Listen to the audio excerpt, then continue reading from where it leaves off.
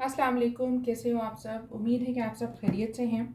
आज की जो रीडिंग है वो है आपके पार्टनर की करंट फीलिंग्स, करंट इमोशंस आपको लेकर जो भी हैं उनके, उसके अंदर वो खुश हैं, आपके बगैर उदास हैं, उनकी लाइफ में क्या चल रहा है, ये सब हम कवर करेंगे आज की रीडिंग के अंदर। ये एक जनरल रीडिंग है, इट मे और मे नॉट रेजोनेट, तो रेजोनेट करे तो लेगा, नहीं करे तो छोड़ देगा, ठीक है। और सेकेंडली पर्सनल रीडिंग के लिए आप मुझे इंस्टाग्राम पे अप्रोच कर सकते हैं, डिस्क्रिप्शन में गिवन होगा। पर्सनल रीडिंग्स फ्री नहीं है, मेक श्योर कि आप आकर फ्री का मत बोलें मुझे। अगर आपने मेरे चैनल को सब्सक्राइब नहीं किया तो प्लीज़ चैनल को सब्सक्राइब ज़रूर करें, क्योंकि जो सब्सक्राइबर हैं उनको डिस्काउंटेड प्राइस पे रीडिंग्स मिलेंगी। अब देखते हैं कि आपके पार्टनर की क्या फीलिंग्स हैं, आप लोगों के दरम्यान में क्या चल रहा है, या वो आपके बारे में क्या सोच रहे हैं, वो आपसे दूर रहकर खुश हैं नहीं है, ये सब हम देखेंगे।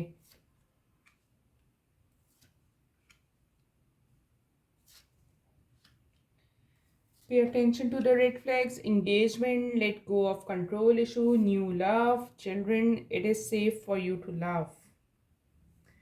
और बॉटम ऑफ डेक की एनर्जी है वो है अट्रैक्शन। हम फर्दर कार्ड्स को क्लैरिफाई निकालेंगे और देखेंगे कि ये एनर्जीज क्यों हैं, पे अटेंशन की एनर्जी क्यों है इधर। 6 ऑफ वॉन्ड्स, एंगेजमेंट की एनर्जी क्यों है, page of cups, let go of control issue की एनर्जी क्यों है, 7 of sword, new love, tower, children की एनर्जी क्यों है, 5 of cups, and it is safe for you to love की एनर्जी क्यों है इधर, हाई प्रेस्टेस। तो रीडिंग स्टार्ट करते हैं।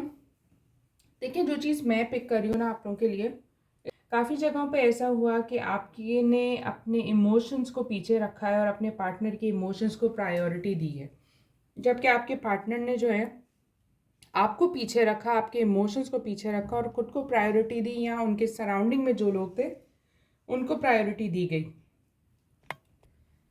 यहाँ आपने ना बहुत ज़्यादा प्यार दिया है अपने पार्टनर को, और आपको जो है उतना ही फॉर ग्रांटेड लिया गया, आपको उतना ही इजी लिया गया इस रिलेशनशिप में।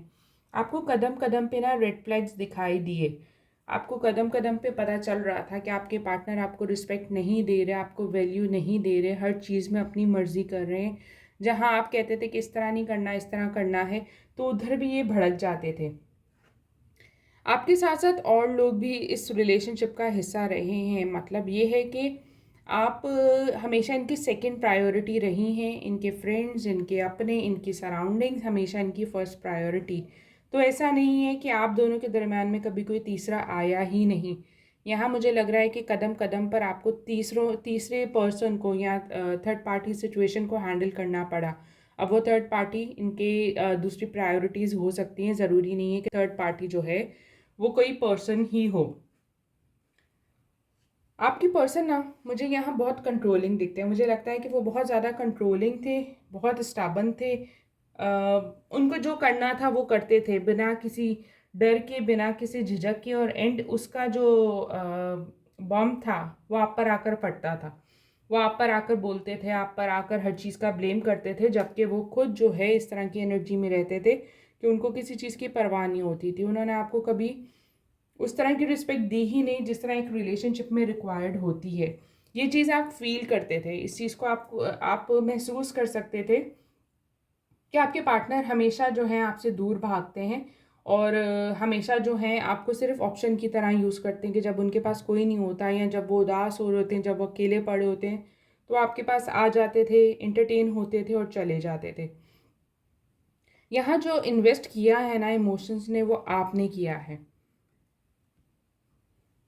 और आप ही की एनर्जी इतनी ज़्यादा स्ट्रॉन्ग है कि आप अभी भी ना एक डिनायल के अंदर जी रहे हो। मुझे लग रहा है कि यहाँ काफ़ी लोग ऐसे हैं जिनके पार्टनर दूसरे रिलेशनशिप में एंटर हो रहे हैं, जैसे कि किसी और के साथ मंगनी करना, किसी और के साथ उनकी शादी की बात चलना, या शादी होना, या उनकी लाइफ में किसी और का आना।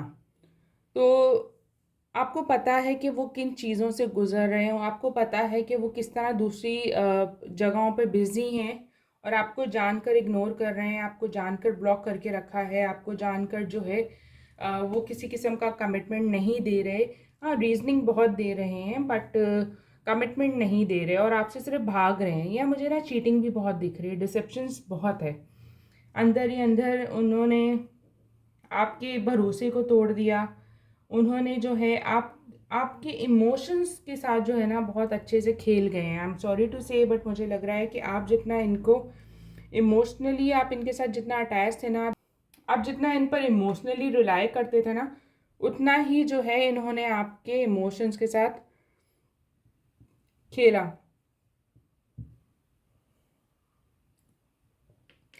आप इनसे उम्मीद लगाकर बैठे थे कि ये आपसे कोई कमिटमेंट करेंगे, आप इस रिलेशनशिप को एक्सेप्टेंस देंगे, बट उल्टा हो गया। उन्होंने आपसे कमिटमेंट करने के बजाय कहीं और कमिटमेंट कर ली। और काफ़ी लोगों के लिए ऐसा है कि उन्होंने आपसे वादे तो बहुत किए बट जब निभाने की बात आई तो वो कहीं और चल पड़े और उन्होंने आपको पलट के भी नहीं देखा। यहाँ मुझे लग रहा है कि काफ़ी लोगों के साथ ऐसा भी है कि आपके पार्टनर जो है ना अपनी फैमिली पे ब्लेम डाल रहे हैं कि यार मैं तो तुमसे शादी करना चाहता था, मैं तो तुमसे रिलेशनशिप चाहता था, बट जो है मेरी फैमिली नहीं मान रही।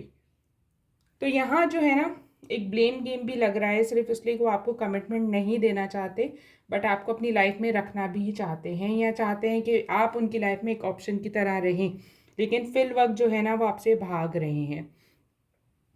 अगर आप देखो ना तो आप जितनी कोशिशें कर रहे हो, जितना आप ट्राई कर रहे हो कि ये रिलेशनशिप सही हो जाए, चलो कुछ बच जाए, अगर वो आपको पूरी तरह नहीं भी अपना पा रहे, आप इतनी उनकी मोहब्बत में हो कि आपको ये है कि चलो यार कुछ तो बच जाए, कुछ रह जाए इस रिलेशनशिप में, मैं इसके बगैर नहीं रह सकती या नहीं रह सकता, तो आपका एक कांस्टेंट एफर्ट यहाँ दिखता है जिसके लिए कहा जा रहा है कि आपको रेड फ्लैग्स बहुत क्लियर मिल रहे हैं। आपको पता चल रहा है कि ये पर्सन कहीं और इन्वॉल्व है या कहीं और जो है इनकी कहीं और ये डिस्ट्रैक्टेड है। उसके बावजूद आप जो है ना सारे इमोशंस को एक साइड पर रखकर, उनकी चीटिंग को, उनकी डिसऑनेस्टी को, सब चीज़ों को एक साइड पर रखकर ना फिर भी आप इंतज़ार कर रहे हो कि पर्सन आपके पास आए। सिचुएशन को कंट्रोल करने से बाज नहीं आओगे तब तक कुछ भी आपके फेवर में नहीं होगा। आपके पर्सन की जो फीलिंग है ना उसके लिए मैं देखती हूँ कि वो तो मस्त है अपनी लाइफ में। उनको बल्कि लगता था कि ये रिलेशनशिप जो आपके साथ है उसके अंदर बहुत सारी प्रॉब्लम्स हैं, बहुत सारे इश्यूज हैं। आपने उनको पूरी तरह तोड़ दिया, आपने जो है उनको कभी अंडरस्टैंड नहीं किया। आप थे जो उनको लाइक डिस्टर्ब रखते थे या वो आपकी वजह से डिस्टर्ब रहते थे। यानी उनका जितना भी एक विक्टिम कार्ड है ना वो चल रहा है अभी। वो हर तरह से जैसे अपनी लाइफ में एक नए नए रिलेशनशिप को फोकस कर रहे हैं, अपनी लाइफ में जो है आगे बढ़ रहे हैं। और अगर बात करें आपके बारे में क्या सोच रहे हैं तो उनको लगता है कि आपने जो है आप हो इस रिलेशनशिप के ख़राब होने की वजह, आप हो जिनकी वजह से ये रिलेशनशिप टूटा है, या आप हो जिसकी वजह से इन्होंने इतना मेजर कदम उठाया कि वो किसी और की तरफ बढ़े। तो इन शॉर्ट उनका कहने के मुताबिक या उनके फीलिंग्स या इमोशंस के मुताबिक जो है आप ही कसूरवार हो और आप ही ने उनको इस पॉइंट पर लेकर आए हो कि वो किसी और की तरफ बढ़े। और काफ़ी लोगों ने इस चीज़ को अपफ्रंट होकर बोला भी है कि मैं तो जाना नहीं चाहता था, तुम मुझे टाइम नहीं देती थी इसलिए मैं गया। मैं तो ये करना नहीं चाहता था बट तुम्हारी तरफ से ये चीज़ लेक हुई इसलिए मैंने किया। तो जहाँ बात कॉम्प्रोमाइज़ की थी वहाँ सिर्फ आप थे जो कॉम्प्रोमाइज़ कर रहे थे और जब इनको कॉम्प्रोमाइज़ करना पड़ा तो ये तो पतली गली से निकल गए। यहाँ ना आपके पर्सन विक्टिम कार्ड जो खेल रहे हैं, मुझे लग रहा है कि उन्होंने काफ़ी प्रोमिसेस आपके साथ किए। हो सकता है कि आप लोगों ने तो पूरा फ्यूचर भी प्लान किया हो, बच्चे उनके नाम और अपनी कि हम ये कहेंगे, हम इस तरह करेंगे, हमारा ऐसा घर होगा, यानी एक कंप्लीट एक फ्यूचर प्लानिंग आपने की थी इनके साथ। बट अगर देखें ना तो इनकी इमेच्योर पर्सनालिटी की वजह से या इमेच्योर नेचर की वजह से जो है ना कुछ भी नहीं हो सका। और यहाँ मुझे लग रहा है कि बच्चे भी इन्वॉल्व हैं किसी ना किसी तरह। इधर आप शादीशुदा हो और आपके पार्टनर जो हैं वो सिंगल हैं, या ऐसा है कि आप सिंगल हो, आपके पार्टनर जो हैं वो शादीशुदा थे और उनके बच्चे थे। ठीक है, और अब वो सेकंड मैरिज का देख रहे हैं, तो इस तरह की सिचुएशन भी हो सकती है, या ये भी पॉसिबल है कि आपके पार्टनर काफ़ी ज़्यादा इमेच्योर पर्सनालिटी के हैं, जिनको अभी जो है अभी तक दूसरों के डिसीजन को फॉलो करने की आदत है। वो दूसरों के माइंडसेट के हिसाब से चलते हैं, वो अपने बारे में या अपनी सोच को लेकर नहीं चलते, ये ज़्यादा रिलाई करते हैं दूसरों के ओपिनियन को लेकर।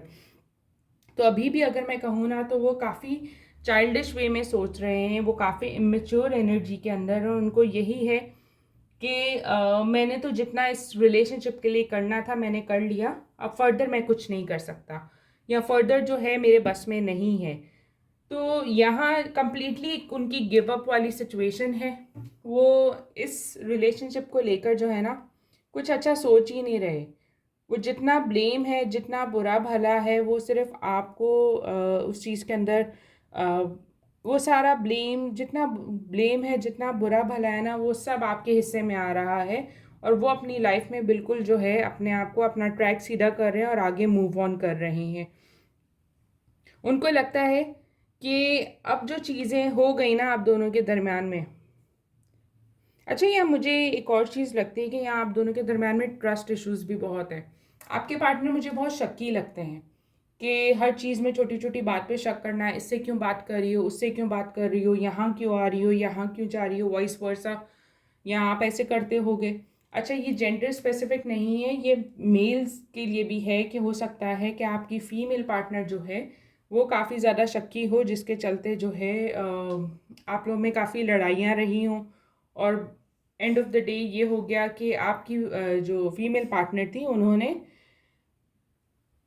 बैकआउट कर लिया। तो ये चीज़ ठीक है, दोनों सिचुएशंस में सेम चीज़ आ रही है। यहाँ आप हो जो अभी तक सफ़र कर रहे हो, आपके पार्टनर एक नई बिगनिंग कर चुके हैं या नई बिगनिंग कर रहे हैं। वो देखें, इनका आपके होते हुए कहीं और जाना, ये चीज़ भी क्लियर आ रही है, और ये भी आ रहा है कि अगर वो कहीं और उस तरह रोमांटिकली इन्वॉल्व नहीं थे, लेकिन उसके बावजूद वो किसी और से बात करते थे, और अब जो है उनका रिश्ता कहीं और जो है वो स्टार्ट हो चुका है, या वो किसी और के रिलेशनशिप में है, ये बातें आहिस्ता आहिस्ता आपके सामने आ भी रही हैं। ऐसा नहीं है कि आप लाइल्म हो या आपको पता नहीं चल रहा है, बट ऐसा लग रहा है कि जब से उन्होंने इस रिश्ते को ख़त्म किया है ना, ये चीज़ें आहिस्ता आहिस्ता आपके सामने आने लग गई हैं, और आप इन चीज़ों को काफ़ी ज़्यादा क्लियरली देख भी सकते हो। बट अगेन, आप आंखों देखी मक्खी निगलने के लिए बैठे हो, क्योंकि आपका दिल जो है अभी तक इनमें अटका हुआ है, और आपको बस ये है कि यार बस किसी तरह ये वापस आ जाए, फिर जो है मैं इसको बदल लूँगी या बदल लूँगा। तो यहाँ ये वाली एनर्जी बहुत ज़्यादा है कि आप अभी भी गिव अप करने वाली सिचुएशंस में नहीं हो। और देखेंगे कि फर्दर हमें क्या मैसेजेस मिलते हैं।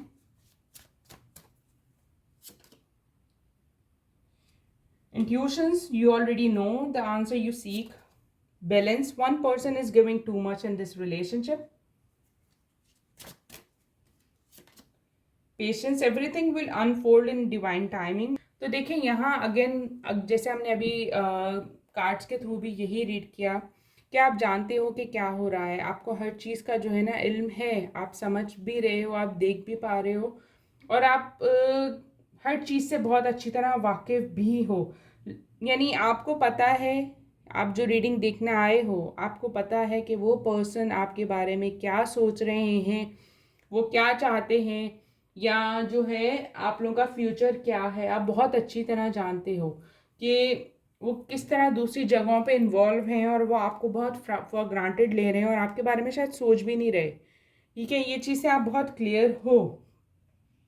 फिर भी आप जो है ना, अपने आप को सिर्फ एक तसल्ली दे रहे हो, कहते हैं एक झूठ में जी रहे हो कि नहीं, आज नहीं तो कल आ जाएगा, आज नहीं तो कल जो है चीज़ें बदल जाएंगी, आज नहीं तो कल चीज़ें सही हो जाएंगी। तो ऐसा नहीं है कि आप जवाब जानते नहीं हो, आप बहुत अच्छे से हर बात का जवाब जानते हो। आपको पता है कि इस रिलेशनशिप में कभी चीज़ें बैलेंस थी ही नहीं।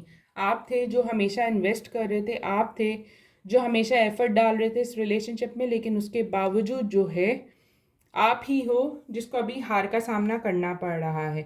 यहाँ जो है आपको एडवाइस ये भी की जा रही है कि इस शख्स को अभी तो आपकी वैल्यू, अभी तो आपकी वर्थ पता नहीं चल रही। अगर आप सिर्फ अपने ऊपर फोकस करना शुरू कर दें और इनसे दूर हो जाएं, क्योंकि अभी इनके अंदर ना ये कॉन्फिडेंस है कि आप कहीं नहीं जाओगे उनको छोड़कर, आप उनसे दूर नहीं हो सकते, आप उनसे दूर नहीं होगे।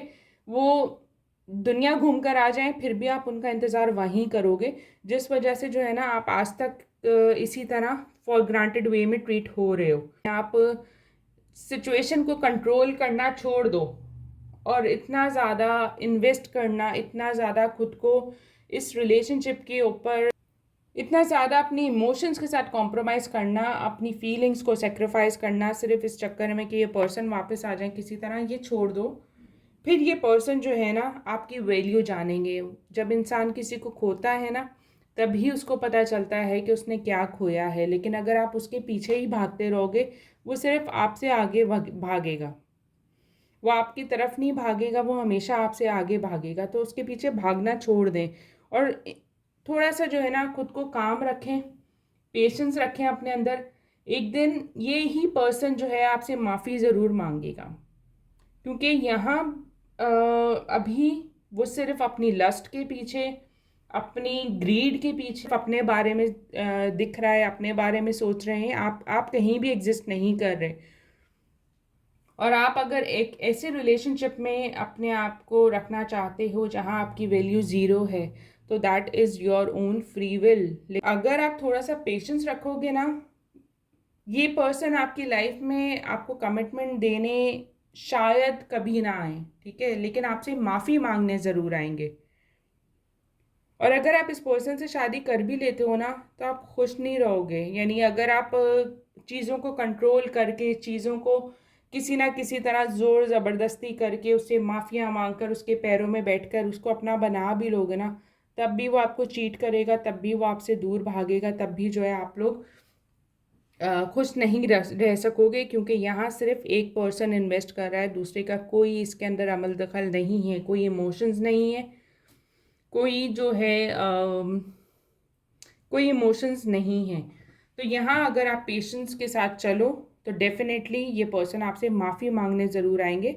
बात करेंगे उनके इमोशंस, तो वो आपसे कम्प्लीटली डिटैच्ड हैं, वो आपके बारे में नहीं सोच रहे, वो अपनी लाइफ में मगन है। और अगर बात करें फ्यूचर की, तो वो डेफिनेटली मुझे आप लोगों का फ्यूचर नहीं दिख रहा। मुझे यही शो हो रहा है कि ये पर्सन सिर्फ और सिर्फ आपके साथ, आपके इमोशंस के साथ खेलते रहें, और फर्दर भी जब आएंगे तो आपको एज अ ऑप्शन देखेंगे, लेकिन आपको प्रायोरिटी नहीं देंगे। तो ये थी जनाब आज की रीडिंग। ये एक जनरल रीडिंग है, ये आपको रेजोनेट कर भी सकती है और नहीं भी कर सकती। तो अगर रीडिंग अच्छी लगी हो, आपको रेजोनेट की हो, तो क्लेम करना मत भूलेगा। अभी के लिए थैंक यू, अल्लाह हाफिज़।